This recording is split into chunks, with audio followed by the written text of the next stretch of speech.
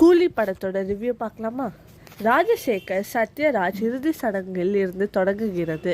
அங்கு தேவா ரஜினிகாந்த் வந்து கலந்து கொள்கிறார். ராஜசேகர் மகள் பிரீத்தி ஸ்ருதிஹாசன் அவரை தந்தையின் முகத்தை பார்க்க அனுமதிக்கவில்லை. தேவா மற்றும் ராஜசேகர் 30 ஆண்டுகளாக நெருங்கிய நண்பர்கள். தேவா விரைவில் நண்பரின் மரணம் இயல்பானது அல்ல என்று சந்தேகிக்கிறார்.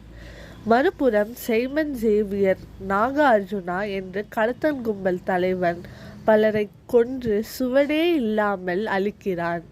ராஜசேகரையும் அவரது மகளையும் சைமன் பயன்படுத்தி இருக்கிறான்.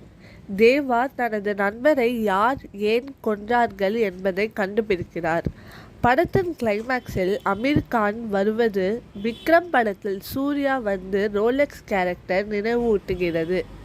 அனிருத் இசை மற்றும் பின்னணி இசை காட்சிகளில் உயிரூட்டுகிறது. கேமரா கை ஆளுதலில் கிரீஷ் கங்காதரன் அழகான காட்சிகளை வழங்கியுள்ளார். எடிட்டர் பிலோமின் ராஜ் 170 நிமிட நீளமான படத்தையும் சலிப்பே இல்லாமல் நகர்த்தியுள்ளார்.